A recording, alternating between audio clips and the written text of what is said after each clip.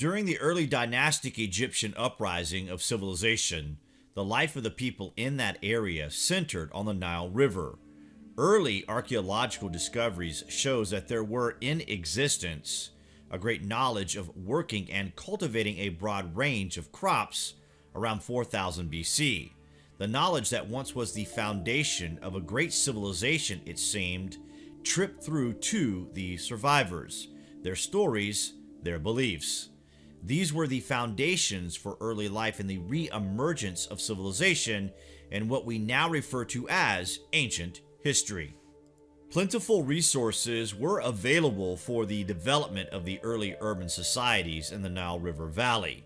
Mineral-rich clay offered excellent development processes of the soil with less fertilization required and irrigation.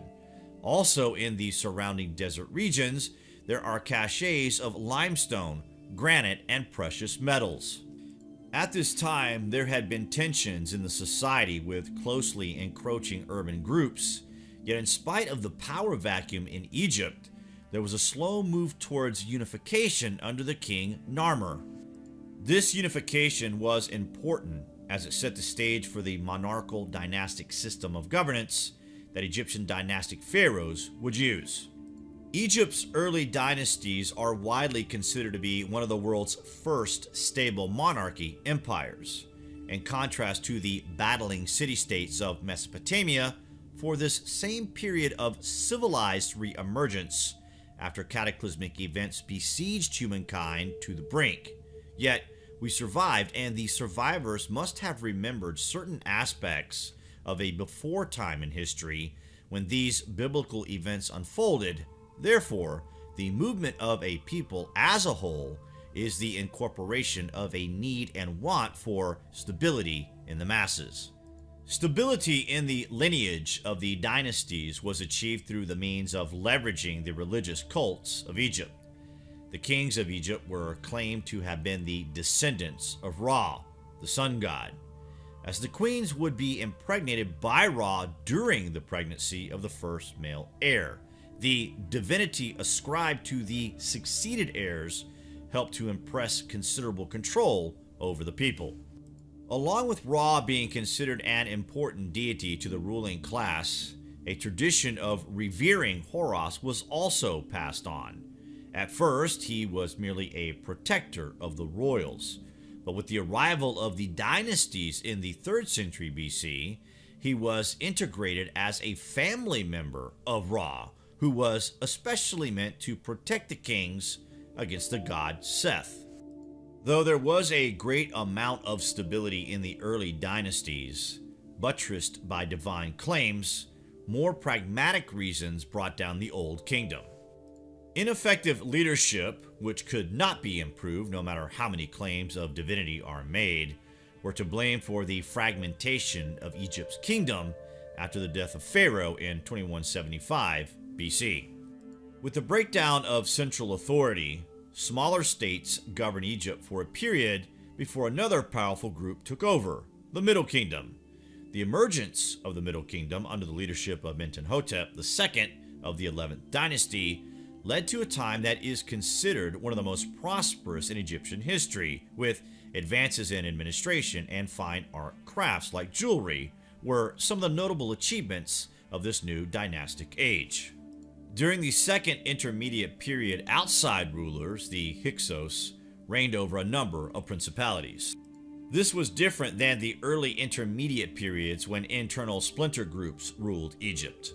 Some of the most notable leaders in ancient Egypt history emerged out of the new kingdom, which arrived in 1550 after reign of the Hyksos. Hatshepsut was a greatly influential leader, and unique in that she was one of the few female leaders in Egypt during her reign as co-regent in the event of her husband's death in 1479 BC, to rule alongside her stepson Thutmose III. She had styled herself with a king-like title of the She-Horus of Fine Gold, and had many temple reliefs made of herself. One of her notable achievements that was afforded by the prosperity brought about during her reign allowed her to begin the building of the temples in the Valley of the Kings, where many later kings would be buried. These are the tombs of the pharaohs, not the pyramids of Giza. Sheer size of these galleries and these tunnels and passageways in the limestone bedrock. And you can see the surfaces are covered with hieroglyphs, and the surfaces are incredibly flat. Another thing is there are depressions in the walls and rooms off to the sides, and they're almost always, if not always, bilaterally symmetrical. So here you see a niche on one side and a niche on the other side in exactly the same position.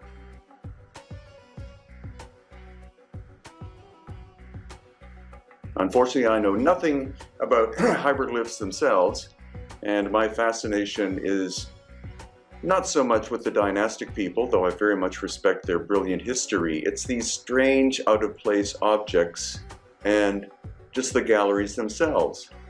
Now here is a massive granite box with crude hieroglyphics carved on the surfaces in comparison to the box itself.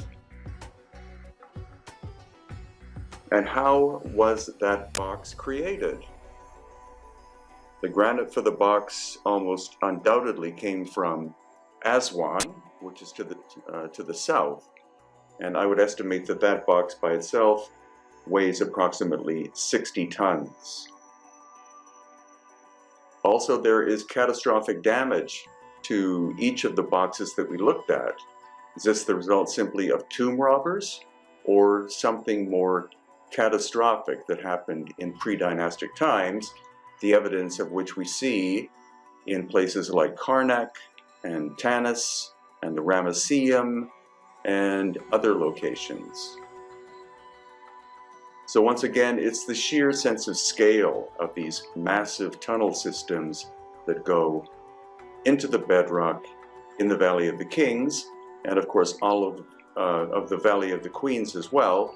And we've recently learned that the Valley of the Kings and Valley of the Queens are connected by a series of tunnels. Another impressive leader in the New Kingdom was Amenhotep III, who introduced many religious innovations into the New Kingdom with the implementation of a radical variant of the new solar theology, in which a focus on worship of the sun and a rejection of previous religious ideas and beliefs which were previously practiced in Egypt, and this led to one of the greatest achievements of Amenhotep's reign. The worship of the sun was already being practiced in Egyptian culture, but this adjustment then moved to the god which infused all belief, Amun-Ra, a combination of the traditional sun god Ra with the god Amun, and at this point, the belief in the one almighty God had taken root. The son of Amenhotep III, Amenhotep IV, or better known as Akhenaten, one of the most controversial kings of all time, and he continued these religious reforms and centered the sun worship now on the physical sun, Aten. Akhenaten installed himself as the primary intermediary with Aten and sought to attack all other deities, which led to the closing of many temples throughout all of Egypt, but this backfired because with these temple closures, faith dwindled and much land flowed from the king and cultural landmarks like feast days were lost.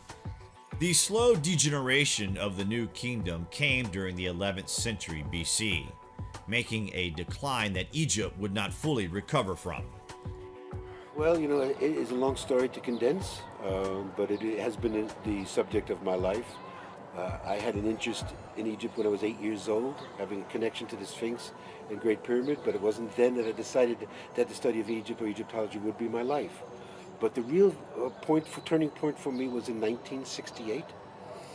I had gone into the U.S. Air Force for 4 years during the Vietnam conflict and decided I wanted to read things that I did not have time for in college. And I'd always been a fan of Sigmund Freud. The last thing Sigmund Freud wrote was a series of articles for the psychoanalytic journal Imago in Vienna, Austria. 1934, he wrote an article postulating, was Moses an Egyptian priest? Was Moses an Egyptian? The reason why, the leaders in Egyptology in that day were the Germans. So in 1846, Richard Lipsius, German Egyptologist, had discovered what we today call Amarna, a city that this particular king established away from other cities. It led to the discovery of this particular individual who had been lost to history up until that point, even to Egyptology, because his records had been erased. He took a title, Akhenaten. It's a long understanding to really develop what the title means. Ach means the shadow or the shade. Aten is a phase, the fourth phase of the stage of the sun. Aten, the wiser, shade or shadow of the wiser. Basically, this particular king decided to be a revolutionary, to change what was the pattern of what we call dynastic Egypt at the time. We're talking about 1350 BCE. He decided to break with the established religion at that time, which was called the religion of Amen, which is the last phase of the sun. You know, we could go into great detail about the phases of the sun perhaps another time.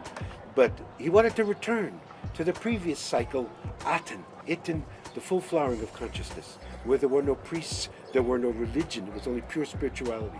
So he broke with that tradition and changed his title from Amenhotep, which he was born with, Amen is pleased, Amen is completed, the fulfillment of Amen, to Akhenaten.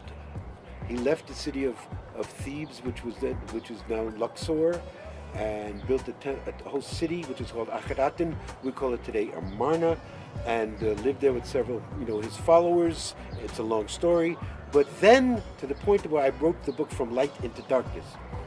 Freud had written other articles. If Moses was an Egyptian, he was a priest of this particular king, because it seemed like this particular king were what we call in Judaism Mosaic Judaism, the teachings that were given to Moses supposedly from Egypt. And Freud believed it came directly from this king. I believe Freud was right. This, to my opinion, is the greatest thing Freud gave to humanity, not his theory of psychoanalysis, not his theories of dreams, but of the story of this particular king. Militarization of the state led to loss of resources, and loss of trade routes meant a blow to prosperity in Egypt. While many kings tried to channel the successes of the last successful king in the new kingdom, Ramses, none of them were able to meet his same level of his success.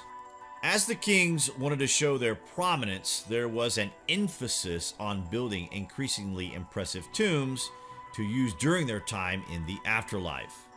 King Tutankhamun's tomb, one of the few to be left fully intact upon discovery, was an example of the goods put aside for a pharaoh in this afterlife journey, with his tomb having a storeroom for oils and foodstuffs, an inherited ideology from a cosmic journey that would have been undertaken by the gods and repeated by human beings, like a capsule, a spacecraft some might say, or better yet, an escape pod. The need for physical possessions for such a journey would strike a chord with the thought on what the root of the idea may be. But anyway, these notable tombs, like the Valley of the Kings, continue as memorials to the culture around death in dynastic Egypt regarding past events at this time.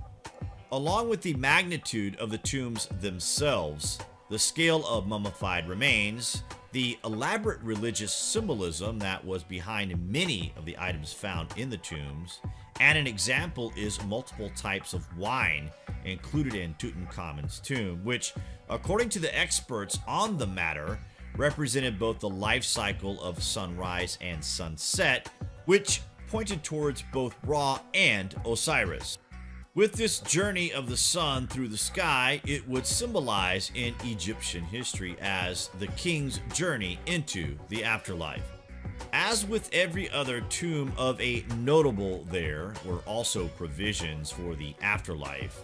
And though not all individuals were able to prepare so lavishly for their burials, it did emphasize the importance of death rituals in dynastic Egypt. The preparation, it seemed, on Earth for a greater journey to the stars. The survivors, as we now are a population, still felt this abandonment. The preparation is what they remembered for the departure that never came, in the trauma of the mind of the cataclysmic soul of the human being. We try to forget for the purposes of the future of our people, but we forgot more than we know, and now we are straining to remember. The use of writing was also an important cultural development throughout much of Egypt at this time. Scribes, especially in the Middle Kingdom, held a high status above other trades and were utilized to help make administration of the kingdom more efficient. The use of both hieroglyphics and hierotext script, a simplified version of hieroglyphics, was common.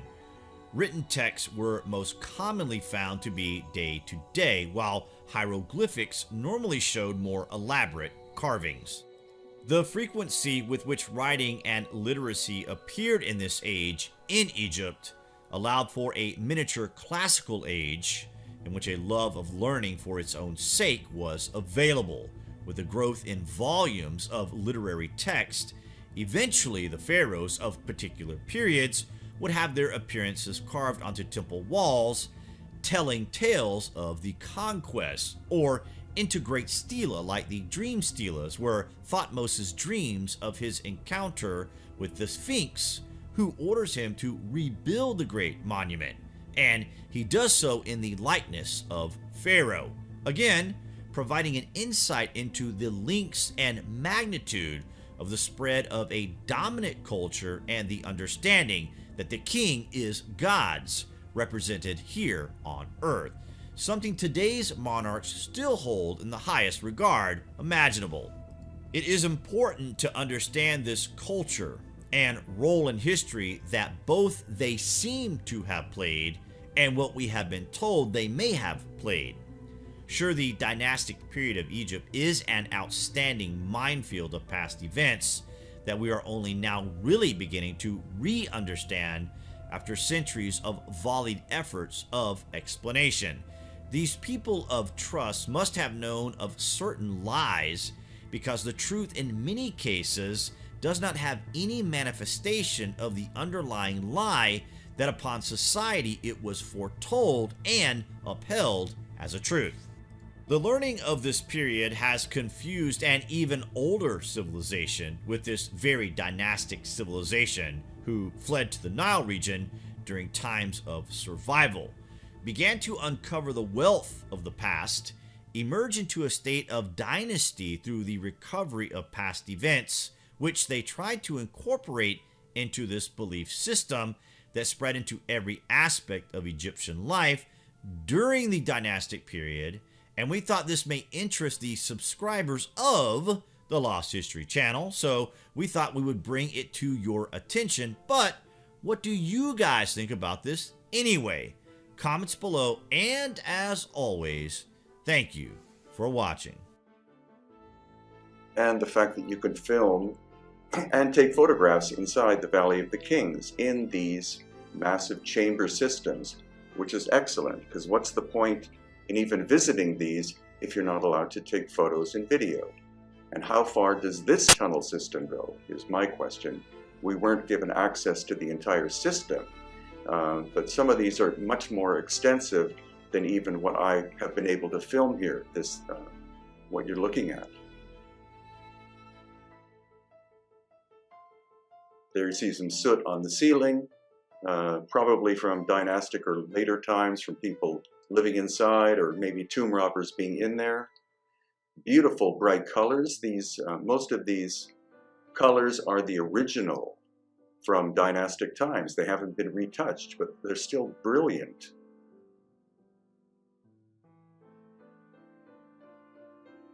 And here we are, slowly walking out of one of these massive tombs. Incredibly impressive.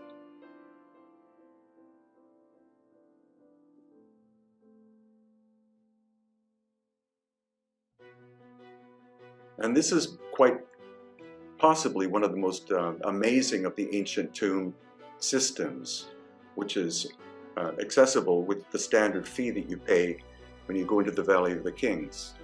This is Merenptah's tomb, and it is hundreds of feet long, carved into the bedrock of limestone.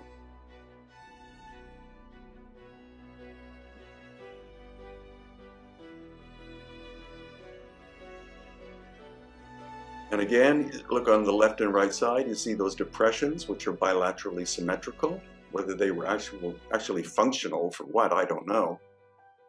But it's the sense of scale which completely blows me away about exploring. We just keep descending and descending and descending into Merenptah's tomb. And further down. And then we have rooms off to the left and right hand side. It's a very complex tomb structure.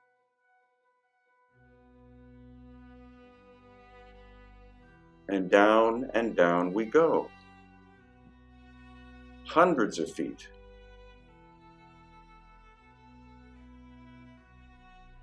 Again, how these possibly could have been made by dynastic people with adzes and chisels and picks and shovels. I don't believe it. I think this is a much older inheritance. And there you see a massive granite box lid. And going past there, we go even further down to where there are the remains of a giant box, again having catastrophic damage to it.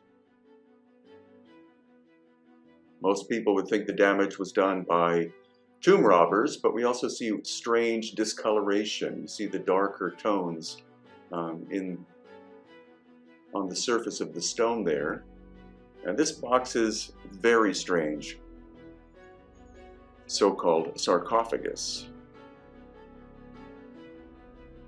Because as we go around to the side, you can see that there's a doorway into it.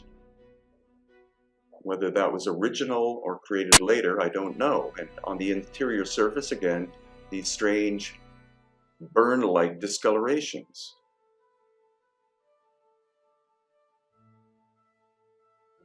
And then this magnificent sarcophagus made of granite. It's slightly rough in terms of texture. It could be that it was never completed, but it doesn't have the high polish of many of the other giant granite statues which are located in Egypt.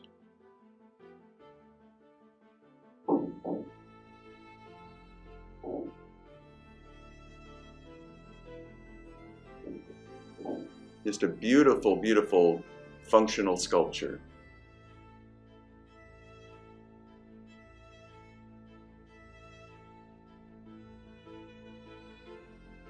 And once again, the strange discoloration that you see, it's much more extensive on some of the other boxes located in other tombs.